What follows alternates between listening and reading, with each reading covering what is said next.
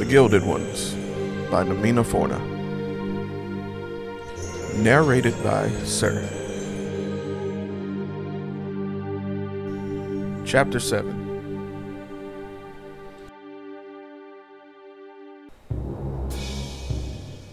They were hurt, weren't they? The other girls? Britta asked some minutes later. I don't answer. My muscles too tight with tension to even speak. As we head down the dark, cavernous hallway in Jor Hall, each leads to a chamber for one of the different Alaki training grounds.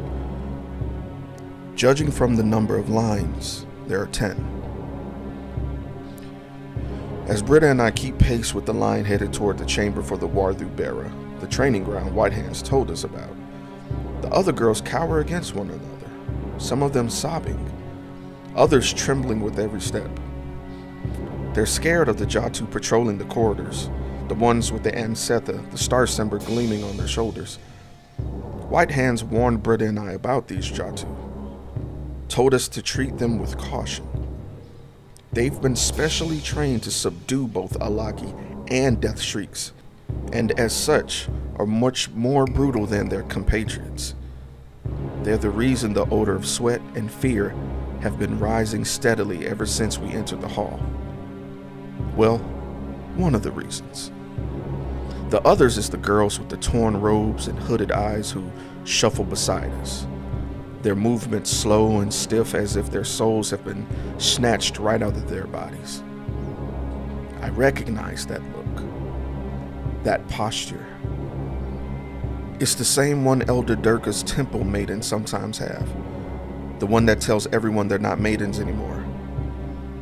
Once again, I'm grateful for White Hands. What would have happened to us had we had other transporters, male ones?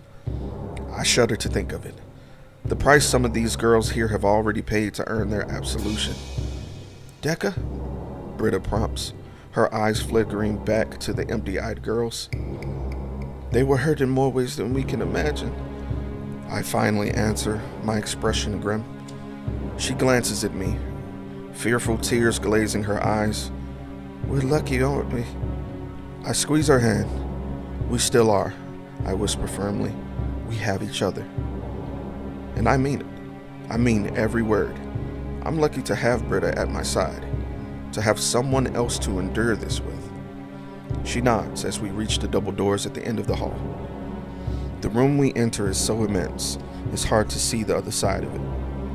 Ornate golden carvings decorate glossy black stone walls, and the floor is much the same. I struggle to keep from gaping. The only black stone I've ever seen was in Erfurt's temple, and there was only enough of it to decorate the altar. The amount in this room could have every family in Erfurt fed for 1,000 years or more. Even more daunting is the line of boys waiting for us, all of them wearing armor and war masks. I nearly stumble at the sight. There are about 100 boys in total, roughly the same number as we Alaki, and they're standing at attention, backs straight, hands over their hearts. They range in age from 16 to about 20, and they all seem stern and forbidding, their eyes filled with disgust behind their war masks. My heartbeat doubles into a frantic, fearful beat. I have to physically resist the urge to clasp my arms over myself. What's happening? Why are they here? Britta asks, moving nervously closer to me. I shake my head. I don't know. I'm so unnerved by the sight of all those boys. It's some moments before I notice the platforms. 10 in number. They thrust, solid and imposing, high into the air above us, stairs trailing up either side. Officials sit on 8 of them, yellow robes spread out, scrolls and ink pots at their fingertips. The center 2, however, are occupied by Jatu commanders, both tall and dark, and wearing war masks. My eyes are immediately drawn to the commander on the left. It's not just his hair, which is braided in an intricate style and daubed with bright red clay, but his stature, which is smaller than the others and more graceful despite his muscularity. He seems almost female. But that can't be possible. Women are not allowed to be Jatu commanders. Straighten the line, the guard beside us calls, startling me out of my gawking. As he pushes the girl in front of me forward, an angry shout echoes throughout the hall. Get your filthy hands off me. It comes from the end of the hall, where a tall, thin girl is struggling against a group of transporters, at least 4 of them. She pushes so fiercely, a few go flying into the wall. I rub my eyes, blinking again and again to make sure I'm seeing what I'm seeing. She shook the transporters away like they were fleas. I've never seen that done before, not even by a man. Is this the Alaki strength White Hands told us about? The one that sometimes allowed me to rip apart my fur blankets as I slept? When she grabs the sword from one of the transporters and brandishes it threateningly, a few of the Jatu run over, spears raised. Within moments, they're circling. Sharpened spear tips inches from the girl's throat. Let her go. Everyone turns, as do I, toward this sudden, powerful command. It comes from a tall, well-muscled boy, now emerging from the line. Each of his steps slow, deliberate, as he walks towards the proud girl. She is a soldier in the war against the Death Shrieks, he declares, in the clipped and clearly articulated manner of someone more used to speaking Hamiran than Oteran. And soldiers have rights. Rights? The word circles in my mind, shimmering and unbelievable. Rights are the domain of men and boys, not women, and certainly not Alaki. Even so, the word blossoms like a distant hope I'm afraid to even touch. Is that not so, Captain Kaleki? The boy glances at the taller commander. To my surprise, the commander nods. Indeed, Recruit Keita, he replies. Everyone here has rights, although there are some who would stretch them beyond the bounds of common decency. He turns a disapproving eye toward the proud girl, who spits on the floor in disgust. Making an irritated noise in his throat, the commander motions the boy, Keita, forward. Inform her of her rights as a new member of the Emperor's army, Recruit Keita. Yes, sir. Keita walks towards the proud girl, removing his helmet and war mask as he goes. I'm startled to discover he's dark like me.